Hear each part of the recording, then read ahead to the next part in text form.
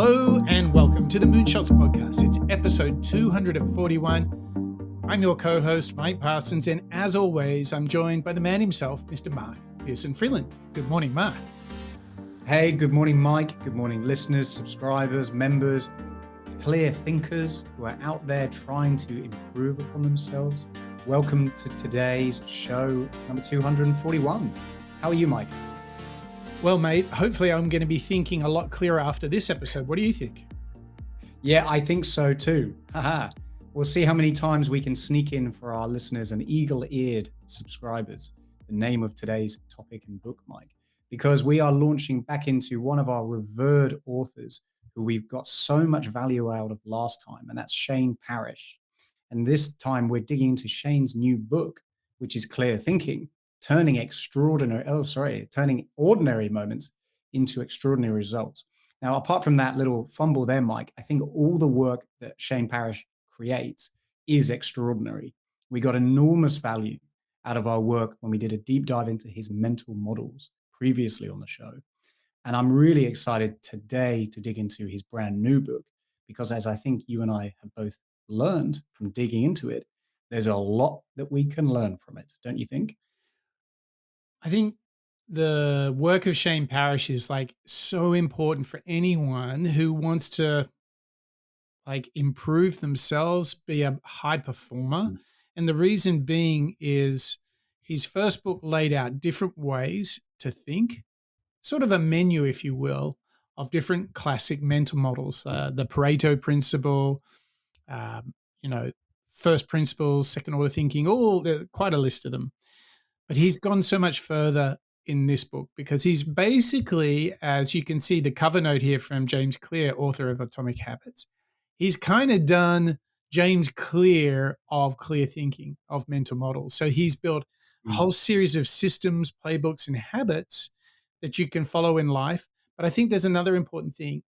He goes to explain what some of us might not realize, which is that context really affects how you make a decision, how you think. And so unless you go to the root of how you're seeing the world, it's hard to make better decisions about the world. So for all of our listeners, viewers, and members who are perhaps struggling with big decisions, or basically just want to lift their performance through making smarter, more informed decisions so they can feel more confident about their choices and the paths they take, this is the episode for you, because what we're going to do is understand the context of how we think, the different ways you can think, but then how you make it a habit, a lifestyle of thinking clear. So this is really what's on offer in this show today. We're doing it with somebody, Shane Parrish, who is an absolute guru on mental models. I really respect his work. He's got this great background. He worked for a famous 3-letter agency in the USA, government, kind of secret squirrel agency. So he's enormous pedigree, and I just can't wait to dig in. Mark, where do you want to start the journey of clear thinking? Well, look, Mike, I think you set it up perfectly, but it would be remiss of me to not let the author himself give us a little bit of background around the idea of clear thinking. So we're actually going to start with a little bit of a segue for those eagle-eared subscribers and listeners that we have amongst us. We're going to be jumping and jiving from the topics of our most recent Master Series and Moonshot series on journaling into a topic that I think is going to really illuminate, shall we say, the way that we can approach clear thinking. So let's hear from the author himself, this time talking with Rick Roll about how self-reflection is key. I think proper decision-making is rooted in the internal process of self-reflection. Like it's an emotional, spiritual journey where you have to become adequately integrated and self-actualized in order to even set that vector to begin with in the appropriate direction. I don't know if I can add to that. I it's true, right? Like nobody's ever taught you how to reflect. Nobody's ever, or very few people ever sort of like sit down in life and say like, where do you want to go? Like, are you doing the things that you are going to, we're so busy. We're so focused on speed. And the difference between speed and velocity is velocity has a destination. It has a vector attached to it. So you're going somewhere. You're not running around in circles. And we're so busy up until the point where it's too late. And then we realize that we sort of often realize that we didn't spend our time the way we wanted to spend it. But if you know what you want people to say when you're 90, you know what that outcome is, you know what that destination is, which involves sitting down and thinking about it and struggling with it and knowing that that answer is not the same for everybody, right? There are people who want money, power, and fame, and they'll walk over other people to get there. So it's not a judgment on that, but do you know where you're going? Do you know how to get there? Are you thinking about it consciously? And are you living a life that's in line with that? And I think that those are really important questions to explore, and not just once. You explore them as you live, right? Like, as we were talking about earlier, some things change, right? What you think you want when you're 20 is very different than, say, 30 or 40 or 50 or 60. And right. So you always have to be checking in with that. But back to incentives, I think that we're in a culture where those incentives are misplaced. We're not incentivized to do that kind of internal reflection. Short of suffering a personal crisis that compels us to look in the mirror in a different way, it's the rare individual who will step outside of the structure in which they find themselves in order to really take stock, in a very honest way of where they're at and where they really, really, truly want to be. What bigger incentive, though, can you have than you get one life? And I know the opportunity cost of life is but you born, only get one. You're born, and then you're sent to school, and you're on the receiving end of a tremendous amount of information and inputs, and you're driving around and you're looking at billboards and you're watching television, and it's impossible to not have all of that, influence how you prioritize how you're going to live. It's a materialistic culture. We're told that luxury and comfort are priorities, that we should climb the corporate ladder, that we should grind and work harder than the person sitting next to us, and, impress the boss, and, get the new car lease, and, move to the suburbs or whatever it is, without ever taking a moment to stop and apply a mental model to that. Well, I mean, it's easy to live your life by somebody else's scorecard. It's hard to live your life by your own scorecard, but only one of those is likely to make you satisfied. Mm-hmm.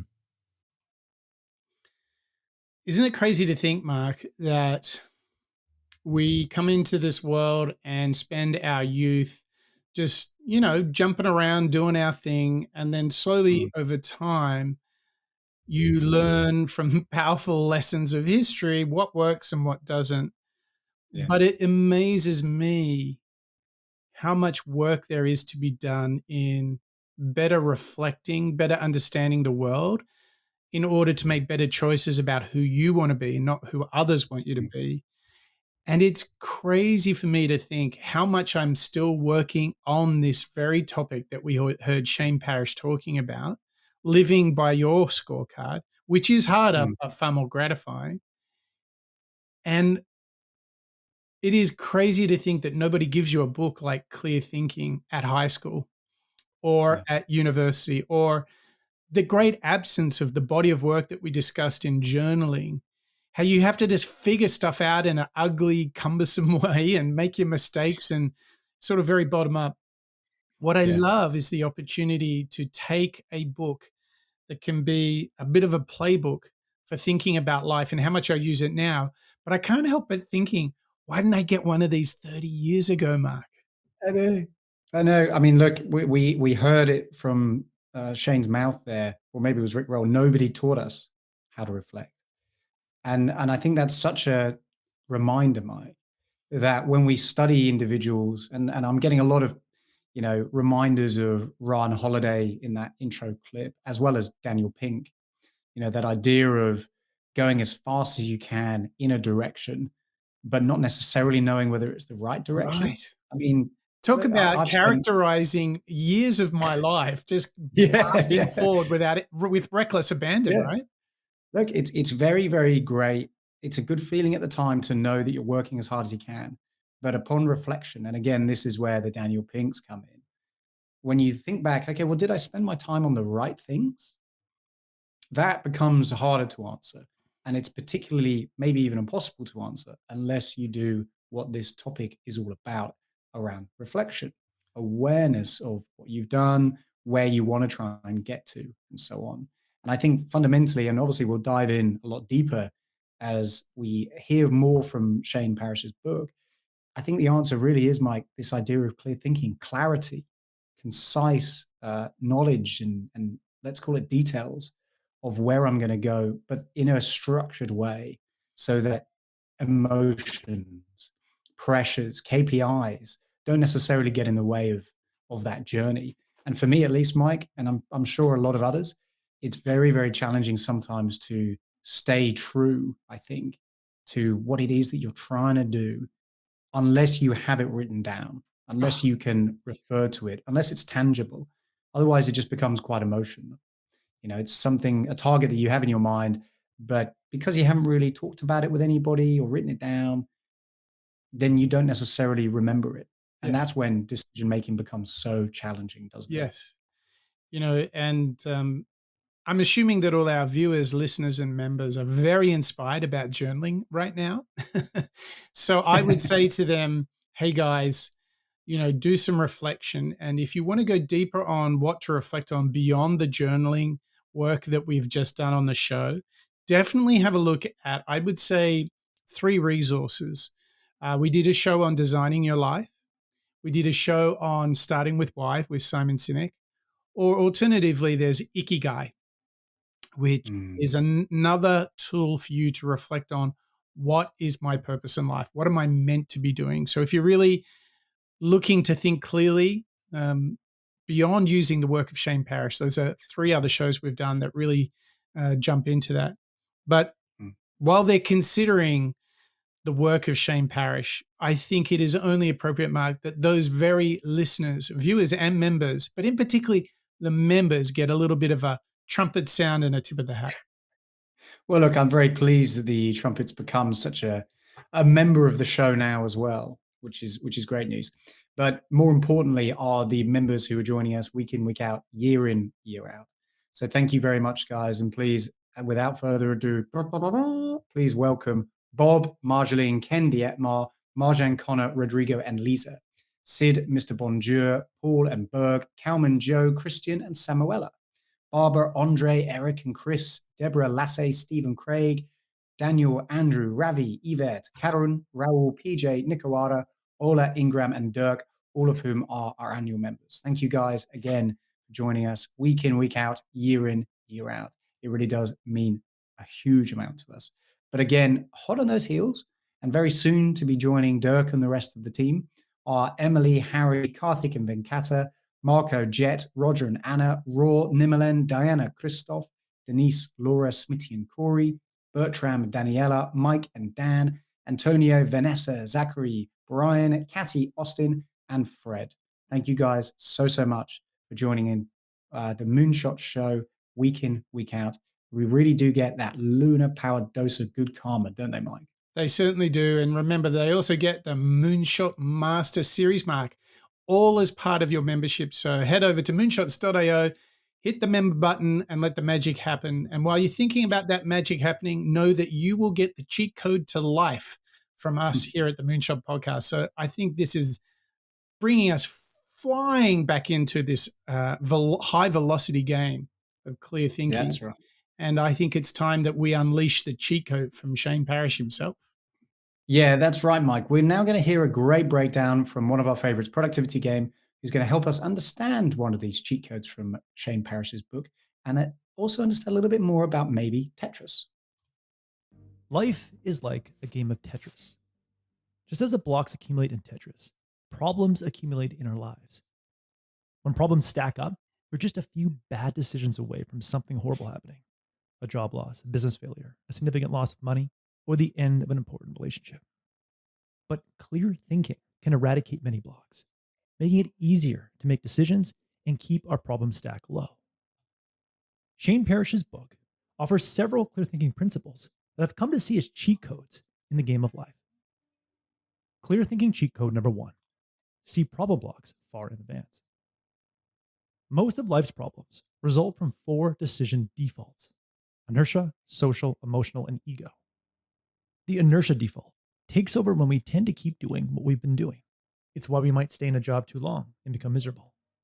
The social default takes over when we tend to do what others expect us to do. We may consume too much alcohol because we're around people who are frequently drinking alcohol. We can turn down a drink once or twice, but eventually we give in. The emotional default takes over when we tend to do what we have the impulse to do. We might send an angry email because we're pissed off without fully considering the damage it could do. The ego default takes over when we tend to seek status and be overconfident in our decisions. We may pursue a high-paying management position, but hate the work.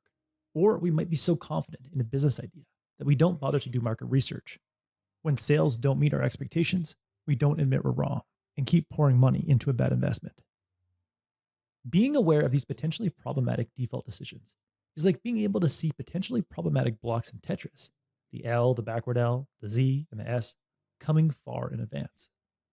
Having time to prepare for these difficult blocks allows us to devise a strategy to prevent these blocks from accumulating in Tetris. In the same vein, taking time to simulate how we're going to handle each of the ISEE default decisions and creating rules to form a new default decision will reduce the likelihood of big problems accumulating in our lives. Take a minute to imagine inertia-based decisions causing your career or business to become stagnant. Now, what can you do to prevent that from happening? One possible rule could be, I spend 2 hours every Friday morning learning and refining professional skills. Or, I take off 1 week a year to explore new business opportunities. Next, imagine the social default dictates your life and causes you to get to the end of your life wishing you'd lived true to yourself instead of merely doing what people expected of you. How are you going to prevent that from happening? Maybe you implement a hell yeah or no rule. If you're not absolutely thrilled to do something, you politely say no. Next, imagine you live purely by emotion and succumb to your animal instincts. You frequently get angry, fearful, and indulge, causing your relationships, investments, and health to fall apart. How are you going to prevent that from happening? Some new rules you could follow would be, I silently count to 5 before responding while angry, or I never keep junk food in the house. And lastly, imagine your ego causes you to ignore warning signs, leading to significant investment losses or the end of an important relationship. How can you prevent this from happening? Maybe you create a rule in which you always ask, how might I be wrong before every major decision, and steel man the arguments of people who disagree with you. That is, create the best possible version of opposing opinions. Mark, did you, like, when they were doing the inventory there of these defaults? Oh my gosh. Because you're like thinking, well, I have a bad feeling that I might suffer from default modes of inertia, ego, social, or emotional. And you're like, yep, tick, tick, tick. Yep. But tick, tick, tick, tick. what's brilliant about this is if you're going in with a growth mindset, you can just look at these and go, oh, I'm probably have a bias towards 1 or 2 or 3 of these. And even by just identifying those and admitting and accepting you have those, you will instantly start course correcting when you go to make decisions to start avoiding those known obstacles you have in how you think. I mean, this is precious. Like, think about it, Mark. If you employ this now, how much pain and suffering you will be saved, right? I know. Honestly, those practical observations on the ISEE are like reading a map, you know, the map that charts your career progression, how you deal with any problems. And the visualization of life being like Tetris is something I probably won't forget now, because I think that's a wonderful visualization. But the point being, once you understand, and talking from my own point of view, once I've understood that, suddenly it seems so obvious. The practicalities and the benefits seem so substantial to me that if I was to take a moment and think about what I am, let's say, stuck in a pattern, a rut, inertia, I'm intentionally following the same behaviors, maybe, whether I'm reacting to something in, you know, more of an emotional way, or maybe I am kind of following the judgments or the decisions of other people from a social perspective. All of those things make so much sense to me. But like we heard in that first clip, and like we heard from our TikTok star, Dr. Julie Smith, why didn't anybody teach me this? It's so valuable to be able to hear from Shane Parrish now, finally, giving us these answers. think about the cost of not knowing these things. Yeah. That you have these defaults of social pressure, inertia, ego, etc., that are all pushing you to make the wrong decision, or not seeing the world how it truly is, but being affected by those biases. Think about the financial cost, the health cost, just pain and suffering, or just disappointment cost. I don't know how you value that, but the point for me is that even just the acknowledgement of these things can help you so much. So, Mark, I would propose to you, if you're not really sure where to start here and you have decisions coming up, I would say the single greatest thing that you can do is to start working in advance of your short, mid, and long-term decisions. If you just allowed time and space to consider things, even if you're not that good on understanding your biases, I would say it's very akin to, we always talk about if you're doing a presentation in 2 weeks, you want to have the outline written 2 weeks before, because then you'll kind of think about it. It's always when you rush things in the moment and you haven't had enough time to work on your presentation, then it never goes quite as well. I think decisions are exactly the same. The more you can enjoy considering them rather than, oh my gosh, I've just realized I have to decide something today.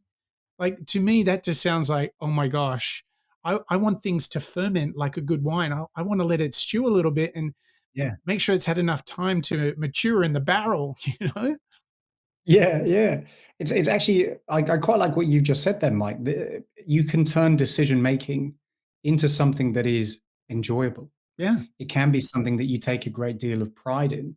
Often a case point from the past weekend, my wife and I have, a couple of very busy years ahead of us with different moving into different states in Australia and changing jobs and so on. And we were sitting down yesterday and we were thinking about a year, about 18 months, 24 months in advance. Beautiful. And we thought, we don't need to think about this yet. And then we caught ourselves and thought, actually, you know what? Why don't we start now? Let's lay out how we're thinking about things right now. Yeah. Everything on the table. Because most of it, we're not necessarily informed yet. We haven't done all that research that we need to do. At the same time, though, what's so valuable is that it's turning it into something that now we can revisit over the next 18 months without a source of anxiety, without a source of, is this a crucial conversation? Is this something that we're bringing up in an awkward way? How's the other person going to react? All the way through to, and exactly as you've just said, making it a joint decision that is fun to do. Right. Because you've given yourself enough time, bandwidth, emotional space so that it doesn't feel pressured. I think that's a big takeaway here. If you can plan in advance and remove that stress and anxiety, much more confident space by the time you have to make that decision. Yeah, absolutely. I think another thing that you can think of in advance is which podcast platform you wish to give us feedback on. Because Mark, thinking in advance to make a clear decision, is it Spotify or Apple Podcasts? On Spotify, you can now comment on each show. And I want to say a huge thank you to all the listeners that have started commenting. We've never invited you guys to do it. It's just a functionality that popped up in Spotify and people are like commenting on the show. Thank you. And for those who listen in Apple Podcasts, you can still leave a review, hopefully 5 stars. You can leave a review of our show. Now, we encourage you guys to do that. We give away this show every single week. The only thing we ask in return is if you get the chance, jump into Spotify or Apple Podcasts, leave a review, give us some feedback because we love hearing from you. And you know what? It's pretty handy with the algorithms, isn't it, Mark? Yeah, it really does help us get into the 4 corners of the globe. We've been lucky enough to have ratings and reviews from a number of different listeners from all spaces around the globe, Mike. In fact, I remember one individual left us a review about a year ago who was from an oil rig in some far away ocean. So we not only take a great joy from receiving these reviews because we love hearing from you, our listeners and our subscribers, but more importantly, and perhaps from an algorithmic perspective, it really does help the show get into the earbuds and the speakers of individuals around the world. So please, if you enjoy what you're hearing, please do leave us a rating or a review Obviously, if you've got a recommendation for us, let us know. But at the end of the day, we're just pleased to try and get the show out into as many individuals around the world who want to learn out loud with us. Yeah, totally. And I think now would be the appropriate time for a drum roll, because I just don't, maybe we are overselling this. Let you, our audience, listeners, viewers, members be the judge. But I believe that this next clip may be the most important factor in thinking clearly, Mark. I think you might be right, Mike. So maybe without further ado, let's hear from Productivity Game. Give us yet another great cheat code from Shane Parrish's book, Clear Thinking, this time all about that most important factor. In Tetris, you always hope for the straight block. It's easy to place and can clear out large sections of blocks on the screen. In life, you can make almost every decision and problem seem like a straight block if you clarify your most important factor. Let's say you're struggling to buy a car. Get out a pack of sticky notes and write down one factor that is important to you: comfort, safety features, exterior look, on a series of sticky notes and place them in a row on a wall. Then have 2 sticky notes face off and move whichever sticky note has a factor that you deem more important above the row and the other one below the row. Now have the winning sticky note face off with the next sticky note in the row and move the winner of that match to the top. After all the sticky notes have faced off, your top sticky note is your most important factor. Base your car decision on the car that scores highest on your most important factor, as long as everything else passes a good enough threshold you can live with. Shane Parrish says, there is only one most important thing in every project, goal, and company. If you have 2 or more most important things, you're not thinking clearly. When deciding what work project to work on next, do head-to-head battles with different selection factors until you find the one factor to optimize for. It might be learning, short-term revenue, long-term growth, or something else. The added advantage of coming up with the most important factor is that it empowers the people who work for you to make decisions without you. Your staff can be confident that you won't be upset with the outcome of a decision if they base their decision on your most important factor, with all other factors being good enough. Yeah, so to me, Mark, this is like working out what's important in your life. The way I'm relating to this one is probably this year, and in part thank you to the Aura Ring, I know that sleep is priority 1. In fact, that is a mantra I say every single day. So it is so amazing to see how clear this makes life for me. When it gets to 9:30 p.m., I know where I need to be getting towards: the bedroom. And this has made a world of difference for me. And I will sacrifice everything else before sleep. And the reason for that is I know that I am happy and productive and constructive when I'm well slept. It just is how Mike works. And knowing this, it's a very clear orientation that I can have towards life. So some other kind of subordinate things that I do is I eat dinner earlier because I want to get to bed earlier. You know what I mean? So it's interesting to see these things that start to happen, because if someone says, do you want to have dinner at 8 p.m., I'll be like, ooh, it's too late. I need to be closer to 6 than 8. Now, this is just an example of in my life where I've sorted out an important factor. When you think about working out what's the most important factor, is there something in your life where you've really kind of got it clear? This is really important. I think I've really prioritized the time that I spend speaking to and interacting with others. So particularly in a world of a lot of remote working, one of the priorities that I've realized, I mean, I'm not to steal your takeaway, Mike, which is also sleep. I also prioritize sleep a lot. What I've also tried to prioritize more recently as well is that exposure to individuals where I can either collaborate with them or in fact just get to hang out. Because what I've realized is how much joy I think I get from being able to share insights like you and I do on the show. Oh, yeah. That exposure to different ideas helps me stay inspired. It keeps me motivated. that's something I've really taken away, particularly over the last 6 months when I've changed my job and role into something that is purely remote. It's very, very important to me now. And I think I always knew it, but really understanding the collaboration piece with others as my North Star, as my, true north, I suppose, that's now helping me a lot when it comes to prioritizing the work that I do each day. So, for example, if I have a huge list, like a lot of us do, many, many different KPIs, things that I need to go out and try and finish, I will most likely end up prioritizing the things where I can work with others because I factor them as more important because they are relying on me being able to produce that work. So being able to understand the things that I enjoy the most and maybe the things that I'm pretty good at, I'm then able to think, okay, well, I don't have infinite amount of time. What are the things that I need to prioritize? How can I make the most value for my team? Make sure that I can deliver what it is that they need in order to help the business or project or collaboration, whatever it might be, move forward. And that really comes down to, I think, the exposure with others. See, and I think this is where we're all learning out loud together about like how to like put important factors into play, how we're going to make better decisions. And don't forget, for all of our listeners, viewers, and members, you can head over to moonshots.io, get the show notes from this very episode, all the links and all that good stuff. But Mark, I feel like the last point of all of this clear thinking is it's all about making great decisions. And I can tell you, Mark, there are some decisions I've made. We talked about it, regretting decisions and learning from the power of regret from Daniel Pink. But I think all of this is to make better decisions so that you can be the best version of yourself.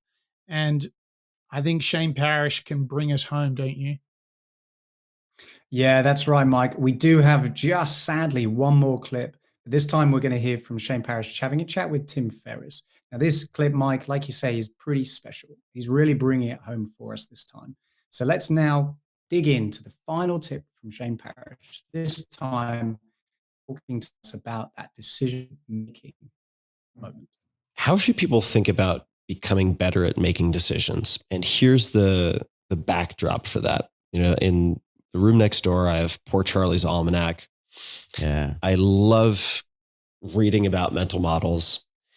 However, I sometimes run into this cognitive indigestion when I try to force feed myself too many rules, cognitive biases, fill in the blank. I get to a point where I fail from too much information, not too little information. Just like if a friend of mine, and this has happened a lot, who has no exercise habit, no controlled diet to speak of, comes to me and says, hey, give me an index card with like the 20 things I should do to get whatever, 6-pack abs by the end of the year. It never works. It works exactly 0% of the time. And I have found that sometimes I try to take on too much at once. Sometimes I find looking at decisions retroactively to be helpful, but I'm not sure. There are people who would say, well, we don't actually learn that much from our failures. I think Peter Thiel would probably underscore that. How would you suggest people go about getting better at making decisions? What are some of the approaches or tools in the toolkit? I think we hit on a couple things during this episode, and I'll tie this in a second. So most of the time when we know we're making a decision, we tend to do fairly well in that moment, given the information we have, because we're rational about the sense that we're mostly rational. We don't get it perfect, but we're directionally correct. If you're thinking about marrying your partner, you know you're making a decision. If you're thinking about buying a house, you know you're making a decision. In those moments, we tend to be more rational. We might be wrong in the end, but we're not really wrong, especially given the information we have at the time. We're generally correct. So when it comes back to general decision making, like here's how you undo yourself. You can marry the best person in the world for you, but if you don't invest in that relationship, it all multiplies by 0. And investing in that relationship becomes not a decision, right? Like, because you're not thinking about it as a decision. You start living with somebody and then all of a sudden, you're arguing over how you loaded the dishwasher and, it turns into not talking to each other. Well, if I tap you on the shoulder in that moment and I say, hey, Tim, you're about to put gas or water onto this situation, what would you like to choose? And this is what I do with my kids. And they're always like, oh, water. But what I'm really doing is like, hey, you're making a decision to escalate here. Is that the decision you want to be making? No judgment on my part, but like, I'm just going to alert you to the fact you're making a decision. And that tends to help a lot in terms of making better decisions. So how are the moments that happen in everyday life? How do we recognize that they're decisions? And I would say the biggest aid to judgment in decision-making is the position you're in at the time you're making a decision. It comes back to a lot of what we talked about today. There's three sort of aspects to decision-making that I think about that are very counterintuitive, which is the position you're in at the time you make the decision. Can you manage your emotions? Not eliminate them, manage them. Your temperament, right? You don't want to be making a decision when you're hungry, angry, lonely, tired. You don't want to be making a decision when you're focused on proving yourself right rather than getting the best outcome. I have this phrase I remind myself with, which is outcome over ego. Am I focused on getting the best outcome, or am I focused on satisfying myself and proving myself right? Because the minute I'm proving myself right, what tends to happen is I ignore all this information that says that I'm not right. And then all of a sudden I'm not focused on the outcome. So by reminding yourself to focus on the outcome, you sort of like open your idea, and you get this when you run a business. It tends to be a little easier in some ways because you're so tied and wed to this outcome that you're looking for ideas no matter where they come from. You're looking for the best idea to get you to the outcome you want. And the third aspect is sort of thinking independently. Are you thinking independent of the circumstances, or are the circumstances thinking for you? Are you thinking independently of what the crowd is doing, or is the crowd thinking for you? Because if those are happening, if circumstances or the crowd are thinking for you, you're not really thinking at all. But what do you have to do to think independently? You have to be well positioned so that you can think independently. Oh, I love this, Matt. Positioning yourself well to make decisions. Actually, the build-up step, be aware of your decisions. And I think what he calls our attention to is like the big stuff. You're like, oh, really, really sweating it. But then we're making millions of decisions during the day. Snooze alarm, yes or no. First decision of the day. That's a big decision, right? Yeah. There are so many. And they're as small as taking a sip of water, having a break from your work, whether to engage in a conversation with a colleague, whether to what to prioritize over. Yeah. It is an unavoidable and essential thing that we'll do it every single day, millions of times, Mike. But you're right. And I think Shane Parrish, where he's going with this, is if you actually acknowledge and maybe even celebrate the fact that you're about to make a decision, and it could go one of two ways. And again, this goes back to second order thinking, doesn't it? You know, we loved that mental model breakdown by Shane Parrish, and second order thinking is still a mechanic that I use, every week maybe. But when you realize that your decision could go one of two ways, it's either going to go well, and generally most things will go well, because there's not a great deal of stake at, let's say, picking up a glass of water. But at the same time, if I'm picking it up and I'm super tired, maybe I'm angry, I'm going to be more likely to drop it. Suddenly I might have an accident.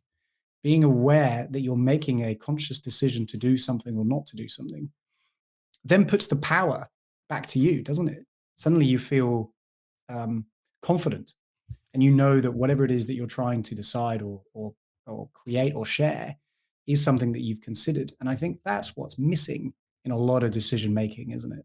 So let me do a quick question. I reckon this is getting totally, I'm struggling to answer it in my own brain. So I'll ask it of you first. Okay. Which decisions in your day do you believe you are least conscious of? Interesting. I think the decisions will be where I'm prioritizing myself, perhaps. So I think there will be conscious, and this is probably true for a lot of us, maybe. There'll be conscious decisions that I will impart when I'm thinking, how will so-and-so interpret this? I better be careful of what it is that I'm saying to that person. I think it's much less likely, perhaps, for us to really think about the decisions that we make that then impact us, that nobody else sees. Yeah. Like I said, Maybe it's doing your morning pages. Maybe it's going for a walk or exercise for 30 minutes every day. Maybe it is prioritizing your sleep. I think it's those type of decisions that not all of us will necessarily be aware of until we realize it. Much like you, Mike, you were able to look at the data and see that the way that you perform best is consistent, dependable sleep.